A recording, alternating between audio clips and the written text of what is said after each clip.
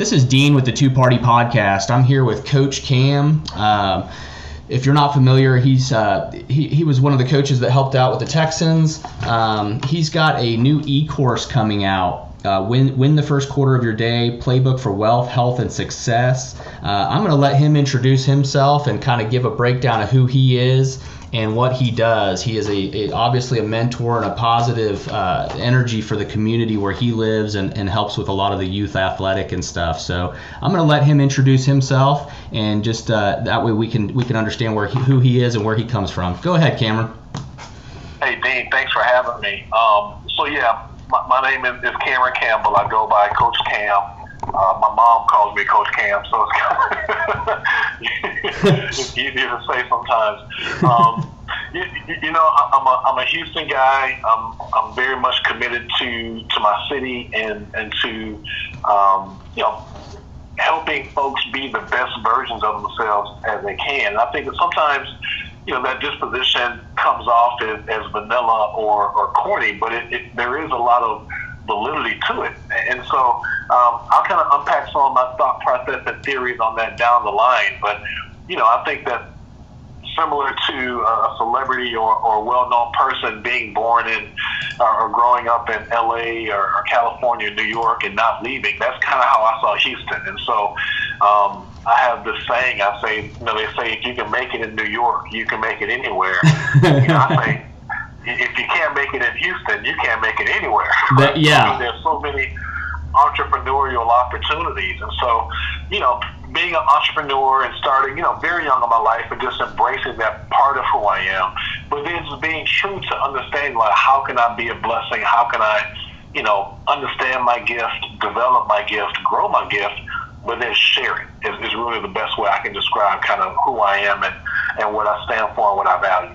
That makes a lot of sense, because a lot of people have great gifts, and what better thing to do with a gift that someone gives you than to share it, and that's really what we're sent here to do, I believe. Yeah, that's so true, and I think that there's a burden of responsibility once you identify your gift. It becomes very easy to identify it and pack it back up, put it in the closet. Well, I am a Christian, I'm a man of faith, and so, not only do we owe it to ourselves to share that gift, we also owe it to, our maker and the person who gave us that gift. But more importantly, you literally never know, the person that you impact, could be the person that takes your gift further, higher, to another level. But more importantly, your gift is yours to share. It's selfish to have it for yourself.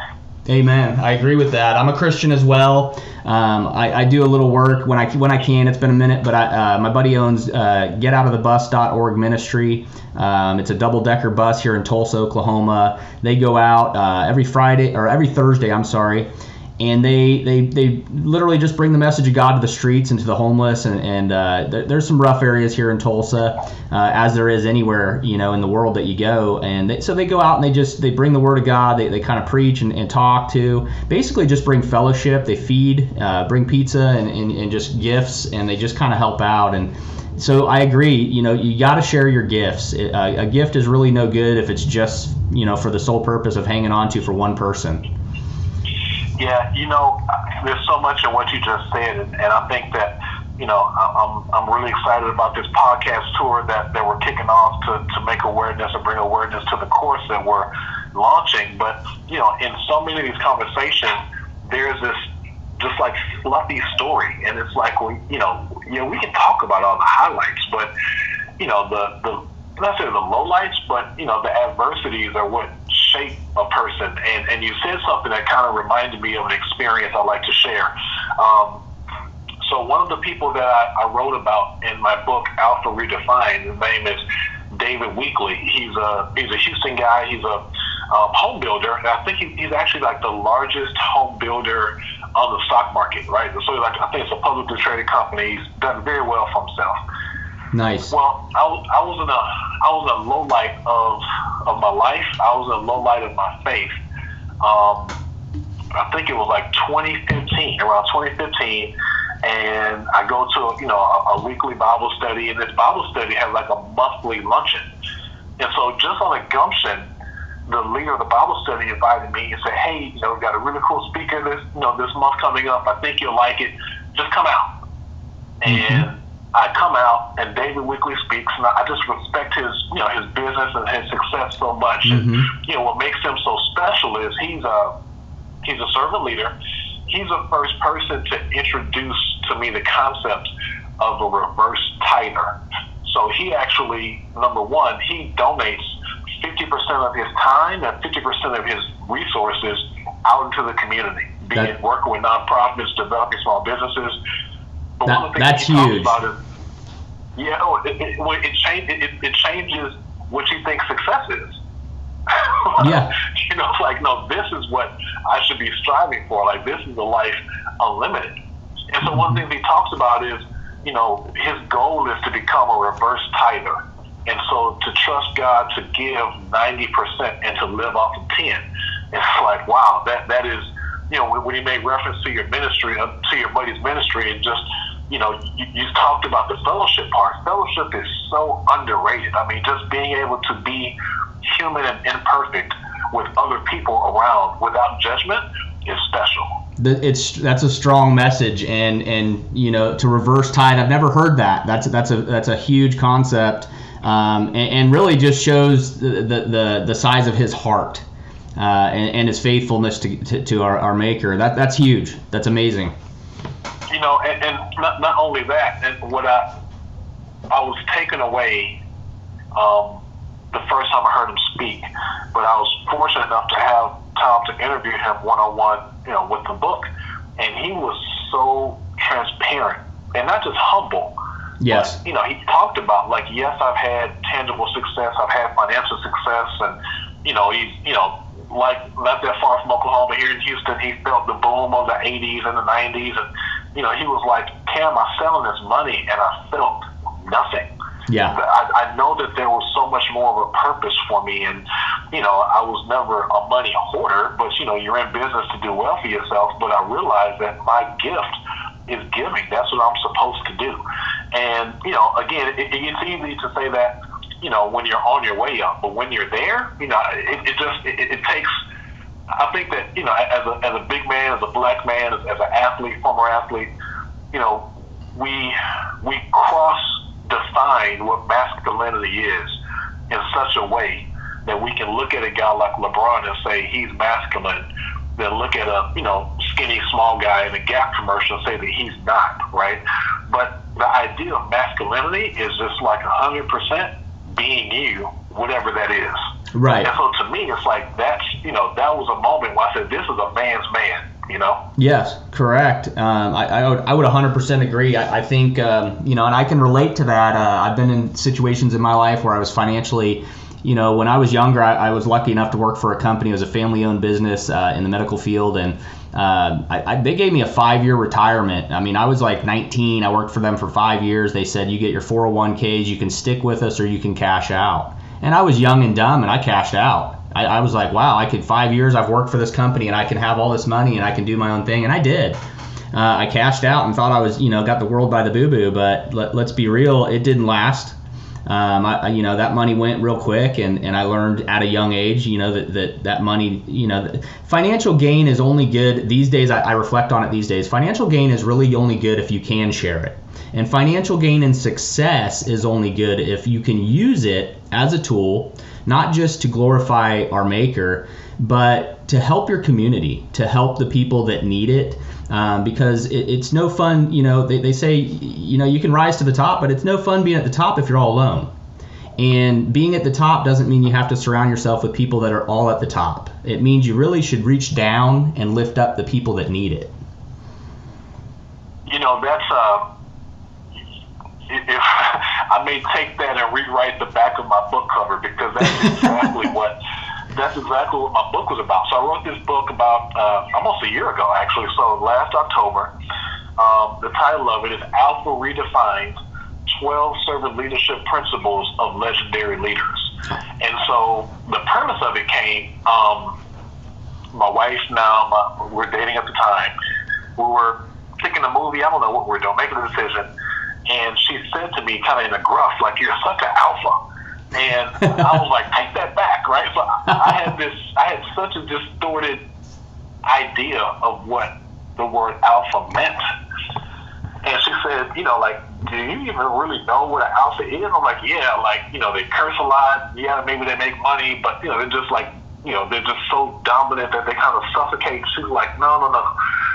So fast forward, you've got people like David Weekley. And so with this book, what I did was I mapped out 12 servant leadership principles, and I married each one to a different person in time and history. So, David Weekley, Mahatma Gandhi, J.J. Watt, me and him, just a handful of folks, right? Some living, some have passed already. But the idea is, Mahatma Gandhi was just as much of an alpha as Muhammad Ali. Now, Muhammad Ali, I'm sure, would whip circles around him. Right. Yeah, different class, but yeah. But the physical piece isn't what makes an alpha. It's being true to who you are and understanding that your sole purpose is to lead and provide and serve for others. Yes, correct. So with this new e-course, I'm interested in that, the Playbook for Wealth, and I do need to get your Alpha Redefined book. I need to look that up and order one. This Playbook for Wealth, Health, and Success, what is that all about? So on the heels of I did a short 6-city promo tour for the book last winter, and the first question that people would ask me is, how do you get so much stuff done in the day? Like, you speak, you do work with the NFL, you work with different clubs.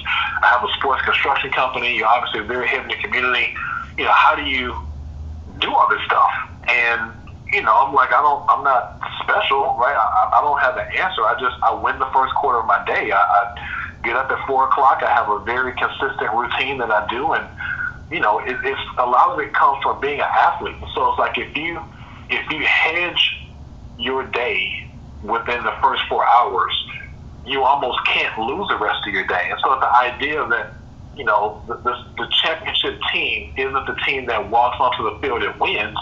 It's the team that's put the work in the off season. And so that's where the premise of it came from. And so obviously I was able to kind of leverage a lot of the research that I had done in preparation for the book and just different interviews that I had kind of in the queue. And I began to kind of connect these dots in a very natural. It's almost like when you see the natural pattern of life in nature. It's like, oh, this isn't just a situation for me. This is how life works, right? And so I was able to kind of catch a snapshot of really effective, highly effective people, and so many of them do a lot of the same things to start their day.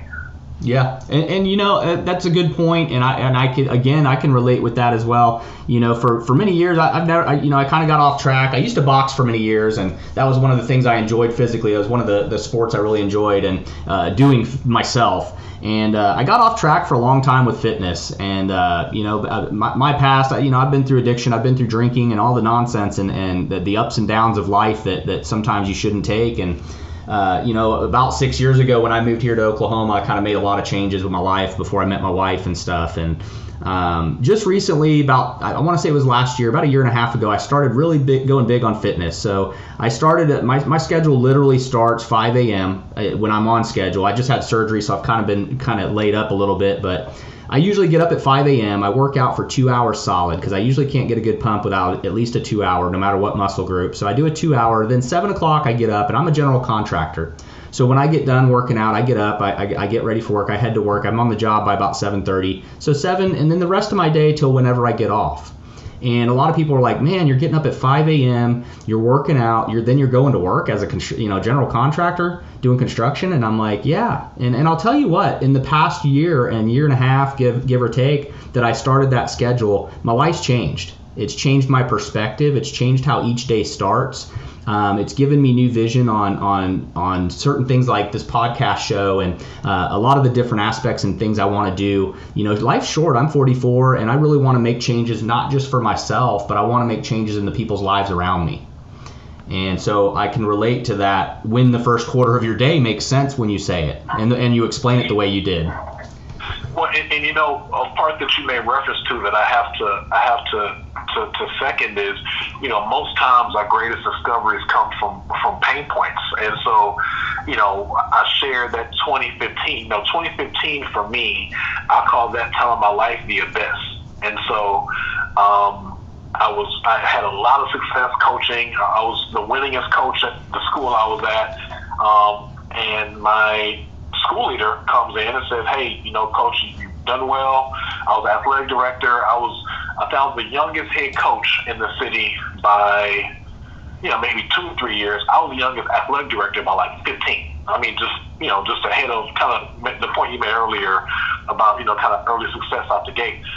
And so she says, "Hey, you know, this stuff's going great, but we're going to repurpose or reformat our school admin structure, and your position is now going to be essentially like a counselor. A school counselor is now going to take over, you know, interscholastic athletics.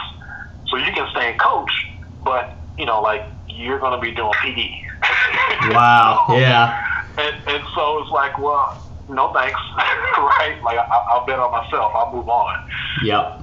But the challenge with that deal was I was not in financial, like, so what should have been a bump in the road knocked me completely off the track. Right. And that was the beginning of what I call my abyss. And so, you know, again, in transparency, I'd walked away from my faith. You know, God definitely did not walk away from me. But Mm-hmm. I was so hurt, so disappointed, mostly because, you know, yes, I had strung up a lot of wins. I wasn't done. Like, we were building a community. The school I coached at was a deeply underserved school. And, you know, I say jokingly, like, the demographics, it was 85% Hispanic, 14% Black, and like one lost white kid that didn't know. And so there was like so much work, so much healing. So, you know, I mean, these kids literally hadn't seen success. And so, you know, teaching them how to be successful through the vehicle of athletics, you know, I look at it now like it was my mission work, but and it was cut short. And I was resentful, I was hurt, I was bitter. And so, you know, kind of parlaying the experience I shared with you with David Weekley, you know, that time for me was the unhealthiest. I was 300 pounds. You know, I mean, you're in Oklahoma, you got Whataburger. I mean, there wasn't a Whataburger that I didn't stop at. You know what I mean? And so, you know, to your point, where I'm going with that is, you know, in the depth of my abyss was the beginning of rebuilding myself. And I remember so well the bottom for me, or the beginning of the rebound. So I just sold my house. It was about to get foreclosed on, so I had to sell it so I didn't lose it. And, you know, creditors were called, just, you know, that rat race, right? So I had a former Houston Rocket who I, you know, had known through some community work that we'd done together, and he heard that I kind of fallen on bad times. And so he had invited me to come and coach, be like a guest coach at his camp, which was a great opportunity and, you know, paid well and all that kind of stuff. Well, you know, it was 65 miles round trip. And so while it was a blessing, I was looking at the gas can every 5 minutes like this. You know? And so I read the book, I listened to the audiobook while I was driving, and it was The Secrets of the Millionaire Mind by, I think this guy's name is like T. Harv Eckler. I may get the name wrong. Right. And what he began to point out was, you know, here's what rich or wealthy people, here's how they think, here's how broke people think. Right. And every time he said something, I would clutch my pearls. So I'm like, well, this guy's talking about me. Right. He's talking to my heart. He's talking to who I am right now. I just got to know he's in my truck. And so, my biggest takeaway from that book, and it was a good book, and, you know, I love self-help, I love personal growth and discovery. I do as well. But the biggest thing was poor or mentally broke people. And I don't ascertain like pointing people out as rich or poor, but making a habit of those who have versus those who are trying to get there. Yep. Is, you know, those who are trying to get there see the problem, and the problem is always bigger than them. Mm-hmm. Those who have figured it out understand the problem is there, and yes, it may suck, but there's nothing I can't figure out, and there's nothing I can't learn. And that was the beginning of, you know, you made reference, I got to get I played at between 245, 260, you know, in that kind of 15-pound range. Mm-hmm. I'm 300 pounds. I'm coaching kids. I'm sweating during warm-ups. Like, you got to get yourself. This isn't who you are. Yeah, it's not the dream you pictured. It's not. It's not the person that I see when I look in the mirror. So I literally began to rebuild myself, starting with working out, starting with my diet. And it's funny, you know, kind of to echo what you said, pretty soon my faith came along. My faith came back. Again, not that, you know, God never left me. I abandoned him. So I had that reckoning with him. And it began to kind of shape, okay, what are you supposed to be doing? Yes, that job was taken away from you. That doesn't mean that your gift is no longer valid. And so that year, again, facing these financial hard times, I started my turkey drives. And, you know, a bit of my backstory, I grew up in a pocket of Houston called South Park, the south side of Houston. And it's, you know, it's not the worst neighborhood, but, you know, like, not we want to raise kids. And so my parents kind of did like the Fresh Prince thing and, you know, like moved to the suburbs. So there was always this, honestly, insecurity in me that said, you know, had my parents not moved, who would I be? You know, what opportunities I know that I was afforded here, but I'd not have been afforded, you know, had they not moved. And so, you know, I started a GoFundMe. I reached out to everyone that I cared about, everyone that loved me, and I said, hey, you know, whatever money you've got, just pitch it in. And, you know, this is, you know, every dollar that goes into this is going directly into buying turkeys. There's no pitch. There's no nothing. Just, you know, I don't have a lot, but if I can learn to give and serve when I don't have much, then, and keep that trait, then I know that as I begin to rebuild myself, that I'll be blessed. Yes. And that was really the beginning of, you know, of rebuilding myself. Yeah, and it doesn't take, people don't realize it doesn't take money, it doesn't take a lot of stuff to give. It honestly doesn't. You know, I say it all the time. I make posts on my personal Facebook page all the time. Like this morning, I'm just starting back working out. I did leg day today. I'm dreading it, but I did it. And one of my posts was 8 a.m. legs, and then I just give an encouraging message that, you know, throughout your day, no matter what you're doing, reach out to somebody, stranger, doesn't matter who it is, but reach out to somebody, because you're not only possibly going to save their life, you're possibly able to save your own. You know, people don't know where each person is in life and where they're struggling emotionally, let alone spiritually. And so you got to kind of reach into people's lives, no matter who it is, and take every opportunity to do it. It doesn't take money. It doesn't take, you know, donations of material objects. It takes a smile. It takes a handshake. It takes a hug. Yeah, you know, that's so spot on. And I think, you know, just to kind of tie it back to David Week, it took him putting his ego aside and being transparent to, you know, to get me back on track. It literally took him 30 minutes of sharing his testimony. Yeah. Right. Yeah. So, you know, a very wealthy person, a well-known philanthropist in the city, who I'm sure gets called upon daily, right, to support different causes, just simply changed my life by sharing his testimony. You're right. That's huge. So you know, you're big on self-improvement. I am too, and you're big on business and entrepreneurship as well. And you started this charity. And so that charity you started around 2015, am I correct? And then it's still running? Yeah, so actually, this is the unique thing about it, right? So kind of going back to, like, if you can make it in Houston, you can make it anywhere. It's not a charity. So it's a business philosophy and business structure. So just out of the kindness of my heart, I started the turkey drive. And then in 2017, I've always kept my hand in a few different things. I was selling sports construction, and, you know, like you made reference to earlier, I was at a turning point in my life. It was during the Lenten season of 2017, and I was walking, just kind of work from home, was out kind of moving around in my neighborhood, and I was just convicted then, and I'm like, you know, yes, you know, I'm bouncing back, I'm doing okay, I'm able to provide for my family and whatever. I know, and I'm doing the turkey drive. This is a couple of years into the turkey drive. Yeah. And, you know, the thought was, I know I'm not doing everything I'm supposed to be doing. And so how do you leverage what you're learning and what you're trying to develop in business and make it for the good. And so I broke away from the company I was working with, which was really tough for me because I'm a very loyal person. So I did kind of struggle, I wouldn't say with depression, but I did struggle with like feeling like I alienated or turned my back.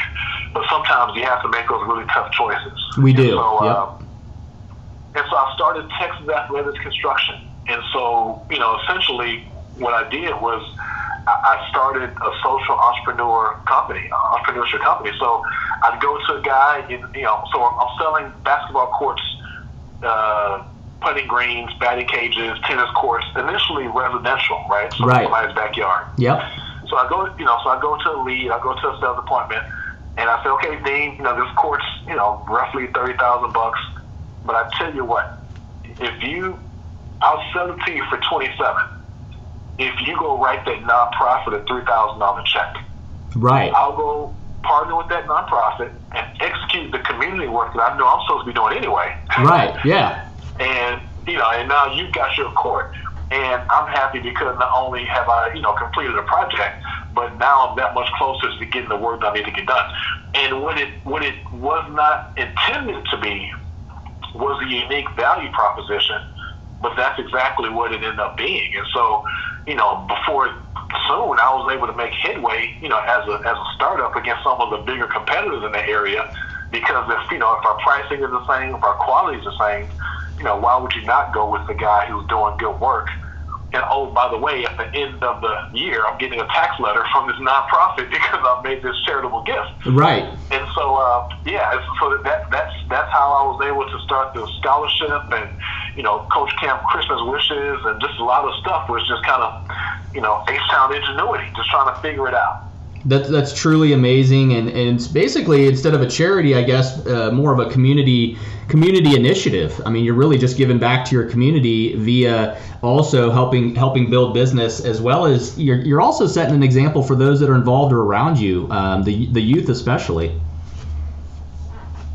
Yeah, and that's a lot closer to what it is, and it's funny that you mentioned the youth thing, because I'm sure like you, when you flash back, all you knew was that guy's rich and that guy's poor. You had no way of like quantifying like why I like this guy or why I look up to this guy. Yeah. And as I still work in the community, you get the assumption of, oh, this guy's super rich and he's got it, and it's like, no, you don't.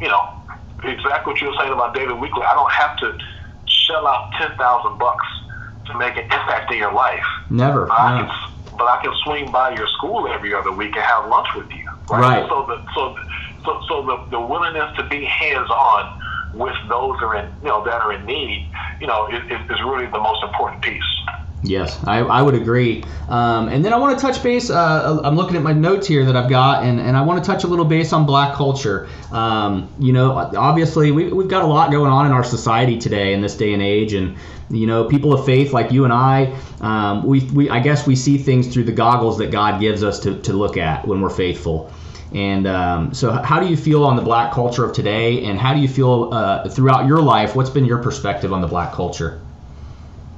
I think that this is our generation's civil rights era, and I think that while some people don't love protest is not designed to be comfortable, right? And so, our founding fathers pouring tea over the Boston Harbor was painful to somebody. Yeah. Right. Like, that was an inconvenience. And so I think that to see as vocal as the civil rights movement has been, to see places like the NFL have Roger Goodell come back and say, like, you know what, I probably didn't understand or was not really listening with open ears to what you were saying, Colin Kaepernick some years ago. I'm sorry about that. Or more importantly, I don't understand where you're coming from, but I'm willing to listen and learn, goes a really long way versus, it's easy to separate people, right? And so, Dean's from Oklahoma, Cam's down here, you got this, I'm left-handed, you're right, we're not alike. Well, the fact of the matter is, I believe as Americans that we see life 80% the same. Correct. Right? So we want to provide for our families and the folks we care about, We want to have a pursuit of happiness. We want to live a great life. Now, how we go about doing those things may separate, like small little bits, right? But for the most part, we're on the same page. And so I think that, being a large black man in America is one of the scariest things that you can do. And obviously it's not by choice. Right? And so, I think that creating awareness for caring for each other goes a long way. The first time that I had a gun put on me was kindergarten. Getting off of a bus, a kid, thinking it was funny or whatever, put a gun on me, and I was too young or too dumb to be scared or run. I didn't know what to do. Right. More in shock. Right. The last time I had a gun put on me was the summer of 2016. I was in a suburb of Cleveland. I traveled up there to speak. It was a day or two before the Republican National Convention. There was just a lot of, energy, right? So, well, I don't want to make this an overly political thing. I mean, Trump was kicking up his Trump, right? This is can flash back. It was just the more egregious thing he could say, the more people loved it. Right. And so I'm driving this little tuna can car, rental car, and I'm speeding. I don't. It's a small town, speeding. I don't know. I can take responsibility for that. Yep. I don't know the speed limit. So this itty bitty little cop, this little white lady gets out, and she draws down on me. Oh, and I'm scared. I'm fighting tears. I'm upset. I've got the Progressive app pulled up on my phone. I've got my license on the dash. I mean, my hands are on I'm trying to be as non-threatening as I can. Correct. Understanding that I'm probably physically imposing. I can't control that, right? And so she comes down, drawn down, and I'm literally like fighting tears through my teeth. Or like, this is not how I want to die. No, and nobody should ever have to die at the hands of an arrest or anything, whether it be being pulled over. That's kind of where my opinion is on this whole thing. Is nobody needs to die to be questioned. Nobody needs to die over breaking the law. Their actions dictate where that can go. We know what the results of breaking the law gets you, which is in jail. But nobody needs to die for that. Yeah, no, you're right. And so I'm through my teeth, I just ask her, like, but why do you have your gun out before you even speak to me? Right. Yeah. She said one single word. And she's like, well, you're really big? I'm like, well, maybe you should be a security guard. Right. Maybe you're in the wrong job. I can 100% agree with that. It's funny even to laugh at it now, because that was, but the other side of that, Dean, is, for every situation like that where the person, is doing something wrong or has a warrant, whatever the case may be, I can say, experiencing it myself, it is so extremely hard to control your emotions. Yeah. And, I make the argument that I don't know that cops, I don't know that there should be career-long police officers. And I'm not saying I have this whole thing figured out, but I have like several friends, very close friends that are cops. And when you have these off-the-cuff conversations, it's not, you don't get to the awareness that's required for them to make it home every day. You don't turn that off. Correct. Right. And so, you finish your shift, and now you're, again, in the line at Whataburger. And I had a friend tell me, like, yeah, you look in your rear view and you start looking at plates. It's like, you're not even in your car to run the numbers, but you're just kind of hardwired. And so, saying all that to say, I think that these are the conversations, as it ties back to, what it feels like to be black in America. These are the conversations that I think we need to have as a country. And so, maybe the answer is, there's X amount of time you need to do on the street beat, and then maybe move into other parts of policing and keeping our community safe. But, the one thing about policing is, there's good and bad everything. Good and bad teachers, good and bad dentists, good and bad, right? Yep, I would agree. That's the one position that, if you get it wrong, it's probably really, really not good. Correct. Yeah. It's a tough one, and I 100% agree. I think we are in a civil rights movement. I think when you bring into the police into a civil rights movement, and that being kind of what's driven this situation we're in now with our society and what's current events, it is hard to. We do need to reform the police. I mean, that needs to be said. I mean, we have problems, whether it's good or bad. We don't want to just everybody's bad because one bad apple, of course, but there does need to be some reform. And like you make a very good point. You have career law enforcement, and each one needs to be judged individually. They need to be evaluated a lot to make sure if an officer's in a lot of shootings, or let's say he's just in one shooting, psychologically that affects people. We know how trauma works in our lives. We know how trauma works in general, post-traumatic. At some point, you can't just be a 50-year law enforcement officer and see a million shootings, or be involved in a million shootings, or be the one that shot a bunch of people and be normal.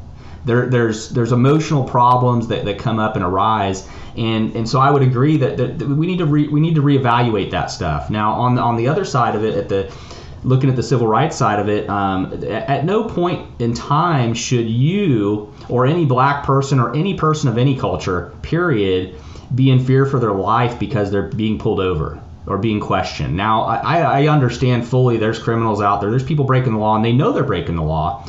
And they kind of know what's going to happen when an officer pulls them over in the middle of committing a crime. So those things kind of change the dynamic of what law enforcement has to face, but it doesn't change the fact that no matter what color a person is driving that car, they should not be looked at any different. We're all human beings. Yeah, no, I agree with that. And I think that, this summer, and it feels like you say this every summer, right? But like this summer was so polarizing as it pertains to that. And I just kind of say this to bring my thought to a close. So after, a couple of police shootings, and there's so many names that you kind of have a hard time keeping up, but after George Floyd, who, is from Houston, for, a few weeks later, there was a shooting in Atlanta, and then there was this old, kind of like this cuddly, cute old white guy, like a buffalo. Like, he looked like, do you remember you remember the guy in the Six Flags commercials? Like, right. Right? And the police, mow him over. And to me, all three crimes are egregious. And so to me, it's like, well, in the George Floyd thing, obviously terrible, right? The Atlanta thing, like, the guy was drunk in the drive-thru at Wendy's, and right. And, just an old guy in Buffalo breaks your heart. But in all three instances, my thought is there's 20 other ways that those situations could have been diffused, right? Yes. So if the outcome could have been better. Exactly. It didn't have to, so with the Wendy situation, the cop could have took the guy home. The cop could have put the guy in the Uber. I mean, there's 20 different ways to get a drunk guy out of line in Wendy's. Yes. And then even, with the guy in Buffalo, I mean, I don't, the Six Flags guy doesn't seem like much of a threat, but we don't have to, right? And so what it turns into is, there are good people who are police agents and in that space who are just simply following the rules of the manual. So maybe we need to relook at the manual. Correct. Like, maybe this thing is outdated and it's time to revisit. Yeah, I would agree, and if you analyze that and put it back into sports, even, I mean, you guys have to change your playbooks and your rule books all the time to be coaching, and it's the same thing when you're basically a leader. And so in law enforcement, it needs to be the same. There needs to be some reevaluation on how things are working, because when innocent people are dying, good or bad, just taking lives is not acceptable, and that's kind of how I feel. Let's get more into your sports. I want to talk a little bit about your sports career then. Let's talk a little bit about that. So you were a former college football player, a former head coach, an athletic director. So let's get into some of that. Tell us about that. Yeah, so I played football at the University of Houston, and I played on people nowadays think of Houston and Kevin Sumlin and Art Browse and all these prolific, just really, really good teams. Tom Herman just rocking and rolling. Yep. I played at U of A. So I was on the 2001 team. We went 0-11. We lost we lost to Rice, we lost to Texas, we lost to LSU. That was the year of 9/11, so we were supposed to play Georgia. We played them at the end of the season. Remember, they canceled all the games like for that week. Yep. Marquette didn't have football. We lost to Marquette. we lost to everybody. And, that season taught me what sacrifice truly is. And so I'm a redshirt freshman. I'm traveling some of the games. And I remember waking up and going to a 5 a.m. workout. And I didn't travel that week. And we're going to go play Louisville. So that weekend we come back to the Sunday walkthrough, and I pull my position coach aside, and I say, Coach, like, I don't, I'm not one of those, like, I'm a hot shot, whatever, but I'm like, what am I doing here? Like, I didn't travel. I'm not traveling on an 0-7 team. Like I was recruiting other places. Like, I'm not supposed to be here. Right. And it wasn't like a, Lonzo Ball, like, pay me, or that wasn't the disposition. I was just confused, Yeah. And he said one of the truest things. He said, you're here because you're supposed to be here. And, I don't watch Star Wars. I'm like, is that like some Yoda? Like, what is that? Right? And so, what he meant by that was, if you can learn how to fail here, you can learn how to succeed in life. Yes. And ironically enough, that coach, that staff got fired, and that coach kind of bounced around a college or two. He coached tight ends for the San Diego Chargers, and he coached for the Atlanta Falcons. He actually won a Super Bowl in 2015 with the Denver Broncos. And I think he's still coaching now with the Bears, I think. But just the point I'm making there is, like, athletics absolutely is an external educational system. You can learn more through athletics, I think, than almost any other learning space. And I think athletics as a whole is so good for youth, and I think it's so good for communities to support, even with whether it's be the public school or private teams. It really does, like you said, it teaches so much value as far as success and loss, and working toward resolution on conflicts, and to teach kids how to work together, win or lose, is something that we needed when we were youths, and we need it now. Oklahoma plays big time football. Like I joke. I tell you this. I do joke with people like Texans drive Fords and blonde people drive Chevys and Oklahoma's drive Dodges. Right? I say that jokingly, but you guys are big time football as well. I actually live in Katy, Texas. Right? So like the back end of Katy High School, and the stadium is about a quarter mile from my house. 17,000 people the stadium holds. Yeah. Right. So you think about a high school sophomore, high school junior on varsity, jumping off sides on 3rd and 2. Yeah. In front of 17,000 people. That's crazy. I'm so convinced that if a kid can learn how to fail in front of 17,000 people, yes, he can learn how to succeed in front of everyone. I mean, I think that athletics is such a great teacher. I think it's the ultimate teacher. And kind of going back to the civil rights thing, it's one of the few things, athletics and music, that brings us together. It doesn't matter what side of the aisle, what ticket you're voting for in November. If you like to watch LeBron do his thing, we're sitting next to each other cheering, not knowing what our values are. Right. As fans, sitting next to each other. Yeah, correct. And at the same token, it just, extracurricular activity in sports is really, I think, if you look at perspective-wise, it's kind of the first step of our youth and our kids learning about how to handle things on their own in the real world. So it's the first time where we have to sit on the sidelines and push them out onto the field and allow them to live their life. And so that's kind of the perspective I see it in. My son, he started wrestling, and now he does jiu-jitsu. He's been doing jiu-jitsu barely a year. He did wrestling for about 6 months. Now this kid just blows my mind. He went in. I accidentally, being the bad dad I am, I registered him into a higher weight bracket the first competition he had. So he was going against kids at his weight, but they were up to like 14 years old, and he was 10 then. Well, he was 11. And so the poor kid, I put him in this bracket. We didn't know, they wouldn't let us change it, and he went in there and he took gold. and that was his first competition. And then he just had another one just recently, and he took gold and silver on that. The kid just excels, but it in perspective-wise, it really is the first time we get to push our kids into the real world where they decide things for themselves. And I think that's a real valuable tool for a lot of kids that don't get to experience sports or get extracurricular activities, whether they can, whether it's a family situation, they can afford it or not, or whatever it may be. I think it's very important that they get involved in some kind of extracurricular activities. The amazing thing to what you said is, had your son not had that success, in that first competition, this may be the first time he has to look at himself and say, hey, I don't know who I am, right? I'm not, when I was always very good at math. I'm such a good speller now because I failed so many spelling tests in the kid. But, when you fail, you remember as a kid, when you fail a test, the teacher handed you your test cuffed kind of like in half so nobody could see the grade. Yep.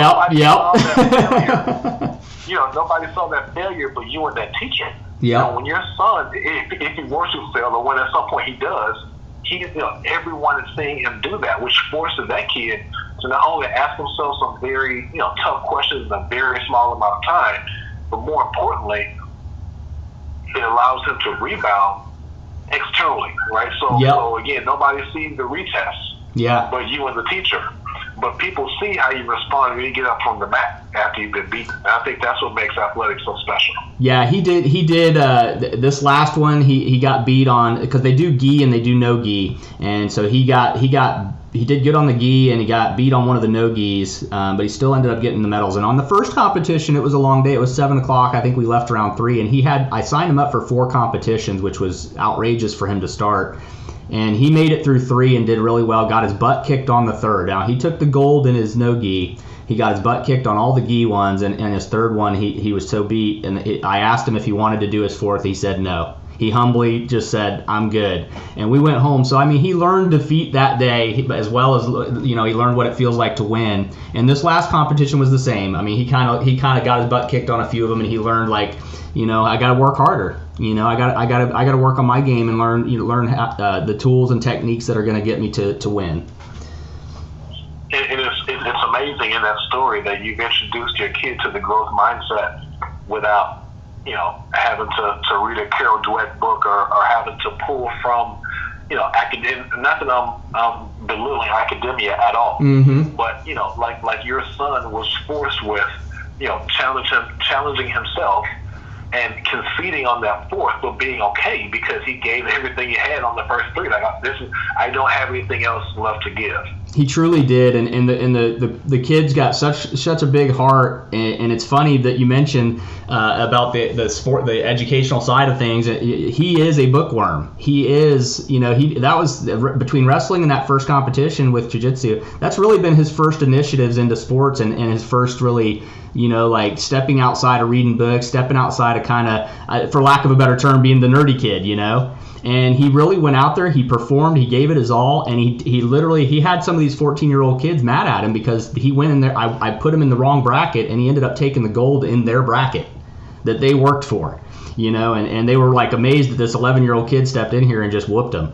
And it was just crazy. But he also on the same page, he learned what it was like to fail that day because he did lose a couple matches, against kids that were smaller than him. So he learned it doesn't matter the size. It really matters your heart and how much training and work you put into it. That kid probably learned more in one day. Yeah. It was really enlightening to see it, and we discussed a little bit about it. So I want to keep moving forward. You talk a little bit on here about variety. It talks about you being an organic type person, and you flow. You like to flow topic to topic here, and so I want to keep it going here on the interview. I think we're doing great here on time. Personal development is something I'd like to hear about. And now we've talked a little bit about some of your experiences that's got you where you are. Tell me more about what you see in the future, for you. I know you have a lot going on, and the E stuff will definitely help. That E course will definitely be something that'll probably open new doors for you. But what's your vision for you, for Coach Cam? where do you want to be? Where do you see yourself in 5-10 years with all the stuff you're doing right now? You know, I'm a natural creative, and I'm very honest about my weaknesses. And you know, my weaknesses typically are, you know, analytical, kind of small, detailed, granular. And so I've spent really the last 18 months just sitting in, you know, the weakness of my, you kind of going back to the Mamba mentality with Kobe, right? It's like sitting in my weaknesses. Mm-hmm. And the reason I share that is, you know, as I begin to, you know, perfect, you know, my business craft, you know, my goal is to leave systems behind that allow me to literally just create and, you know, create content, create experiences, create moments. You know, I have an ambitious goal. So you say 5 years, you know, I, as a Texan, and a very, very proud Texan, but like profoundly proud, I have to concede that, you know, we're not the most dominant high school football state anymore. And not to keep bringing us back to athletics, but, right. You know, what I want to be able to do in 5 years is just solve really hard problems. And so for me, you know, because I'm blessed, I have a chance to travel, to speak, and, you know, just travel overall with work and life, you get to see, you know, the way other systems, other states, you see how California's, you know, interscholastics are set up, and Florida's and Colorado's, and, you know, where I'm going with that is I want to be able to solve really tough problems. Like, how do we make Texas athletics number one again and forever, right? So some of that may be overhauling, you know, UIL and some other systems, right? Or, you know, I think that I have this theory. It's not proven, it's not scientific, but, you know, I want to find a small town or like county, and I think that if we change our mindsets, I think that we could like eradicate homelessness. Right. And so it's audacious, but, you know, just kind of hear me out. If you look at like a small town, you know, a 2 high school, 1 Walmart, you know, size town. Right. There's a guy working at Whataburger who's frying fries, who, if he busted his tail, could probably be a cashier. Mm-hmm. He's not good at math, but, you know, like, again, working on your weaknesses. You know, there's a cashier who probably just is missing the leadership skills to be a manager. There's a manager who probably has the leadership skills and the vision, but not the capital to start her own restaurant. Right? So you can kind of climb up and up and up. And so, you know, where I want to be in 5 years is to be in position to just make the world a better place by sitting in the problems and being honest with the problems we face. And so, you know, kind of going back to that small town example, I'm just so confident that if we provided the resources and the incentive to get that fry cook to the cashier, that cashier to an assistant manager or manager, and the resources and support for that manager to start her own thing, there's a job now as a fry cook. So the homeless person who can't find a job, guess what? We got a job for you, buddy. Yeah, you've created a job for the fry cook, but you've also created a woman who now can move up with a business that could create even more jobs and opportunities for others. Exactly. That's huge. So spiritually, where do you see yourself? You know, it took me a very long time, and I'll be honest, I'm not fully comfortable, like, the word ministry is so intimidating to me, right? And so just, you know, giving and serving and the stuff I do in the community, it is my ministry as I now understand what the word truly is. Like, it's not ministry, it's not physically in a church, you know. No, not at all. Clerical structure. That's not, so it's you in your space doing what you're supposed to be doing. Correct. For the glory of God. Correct. And I think that, you know, as the Alpha Redefined series, as we continue to push those out and just continue the message, you know, I'll be honest, you may be the first or second person I've shared this with. The end of the book, so the concept of Alpha Redefined is debunking what we understand the definition of an alpha to be. And the end of the original context of the book was Jesus is the ultimate alpha, right? Mm-hmm. So, you know, being an alpha is riding in on a donkey and flipping over, tables of people gambling at money exchangers in your father's house, and having the audacity to live, while your ministry was short-lived, it was radical and audacious and unapologetic. That's more than Pontius Pilate, more than Xerxes, any character you want from the Bible. Like, that's being a quote-unquote man's man. Right. I think that, where it comes to my faith, it's being able to have the conversations about what an alpha truly is, about how awesome, like Jesus was a bad dude. Right. You know what I mean? It's like you kind of see the soft blue eyes and the hair. Like, no, like that guy didn't take much crap. No. And so I think that, if we can, I don't want this to come off wrong, but if we can humanize Jesus, not as like this perfect thing that floated on water, but a man who struggled, a man who was hungry, a man who grieved over his friend's death, right? So he was actually much more of us today than I think we realized that he was. He almost set a better example of being human than our society as we do. Yeah, well said. Yep, exactly. I would agree. Well, I'm going to go ahead and wrap things up here. Coach Cam, it's been amazing having you. I've been looking forward to this interview all weekend, so I really have been kind of being your stalker. I've been looking at your website, your Instagram.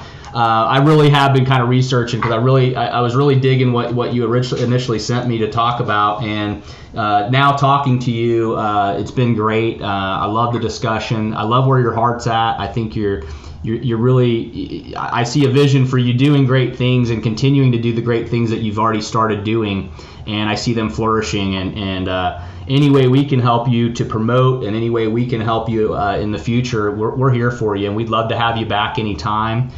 Is there any websites or anything you'd like to go ahead and throw in there so that our audience can hear and other people can hear where to get maybe your book or other things?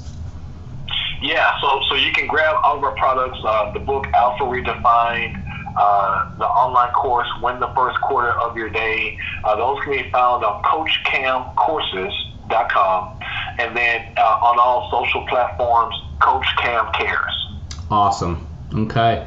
Well, I'll tell you what, it's been great having you here, and I'm blessed to have this conversation today. I think this conversation's kind of opened some doors in my mind of things that maybe spiritually I need to look at, and just kind of different avenues to where I'm at entrepreneur-wise. So I'll definitely be checking out some of these courses, and I know I definitely need to get a hand on the Alpha book for sure. Go ahead. Yeah, no, thanks so much. No, I'll be sure to send you one, for sure. Yep, for sure. I got to get my hands on it. You have a great day, and again, anything you need, you just let us know. Awesome. I appreciate it. Let's stay in touch. All right.